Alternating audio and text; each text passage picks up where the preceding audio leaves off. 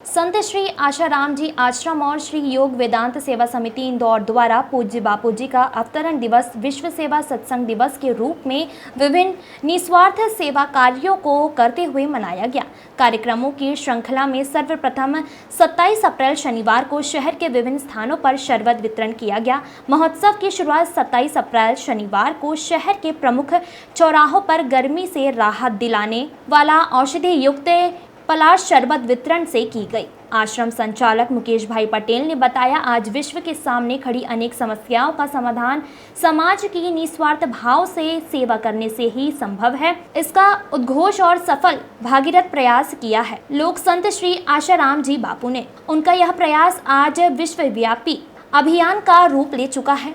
पूज्य बापू जी से प्रेरणा पाकर उनके करोड़ों शिष्य अपने गुरुदेव के अवतरण दिवस को विश्व सेवा सत्संग दिवस के रूप में पिछले अनेक वर्षों से मनाते आ रहे हैं। महोत्सव के मुख्य दिवस सुबह भक्तों द्वारा बापू जी के उत्तम स्वास्थ्य और शीघ्र रिहाई का संकल्प लिए सामूहिक सप्त कुंडी यज्ञ किया गया। वहीं सैकड़ों भक्तों की उपस्थिति में पूज्य बापू जी की पादुका यात्रा निकाली गई।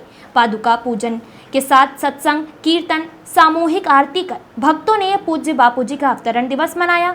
इस अवसर पर गुरुकुल के बच्चों ने अपने प्यारे बापू जी को समर्पित करते हुए सुमधुर भजनों की प्रस्तुतियां दी। वहीं समिति पदाधिकारी और अतिथियों की उपस्थिति में 108 दीपों से गुरुदेव की आरती की गई। इस दौरान देश भर से आए बड़ी संख्या में साधकों ने उपस्थित होकर गुरु वंदना की। गत वर्षों की तरह इस अवतरण दिवस पर भी पूज्य बापू जी के शिष्यों के द्वारा वर्ष भर चलने वाले 27 मुख्य और अन्य कई सेवा अभियानों का नवीनीकरण किया गया। इसी कड़ी में 30 अप्रैल को सेवा गतिविधियों के अंतर्गत शहर के विभिन्न अस्पतालों में फल और गुरुदेव के साहित्य का वितरण किया जाएगा। आज परम पूज्य संत श्री आसाराम जी बापू जी का 88वां अवतरण दिवस है और महापुरुषों का प्रागट्य होता है, बाकी मनुष्यों का जन्म होता है। और महापुरुषों का जन्म कोई विशेष अवतार, कोई उद्देश्य को लेकर होता है। और आज पूज्य बापू जी के अवतरण दिवस को पूरे भारत भर की समितियाँ, आश्रम बड़े धूमधाम से मनाती हैं। और स्वामी शिवानंद जी कहते हैं कि अपने शिष्य को अपने गुरुदेव का जन्मदिन बड़ी भव्यता से मनाना चाहिए। इसी को लेकर इंदौर श्री योग वेदांत सेवा समिति पिछले 27 तारीख से पूरे इंदौर शहर में लगभग 12 से 15 जगह पर पलाश शरबत का स्टॉल लगाया था, जो निःशुल्क था। जो पलाश शरबत है गर्मी से राहत देता है और उसकी प्रकृति ठंडी होती है, पित्त का शमन करता है। और 28 तारीख को अपन अस्पतालों में जाने वाले थे, अभी उसकी जगह जाएंगे 30 तारीख को। शहर के जो इंदौर शहर के विभिन्न अस्पताल, वहाँ पर मरीजों को फल और वितरण बांटा जाएगा।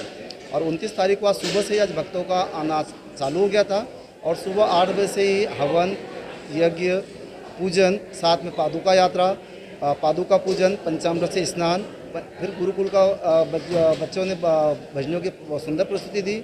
साथ में पूज्य बापू जी के जीवन लीला पर आधारित श्री आसाराम जी का पाठ किया गया।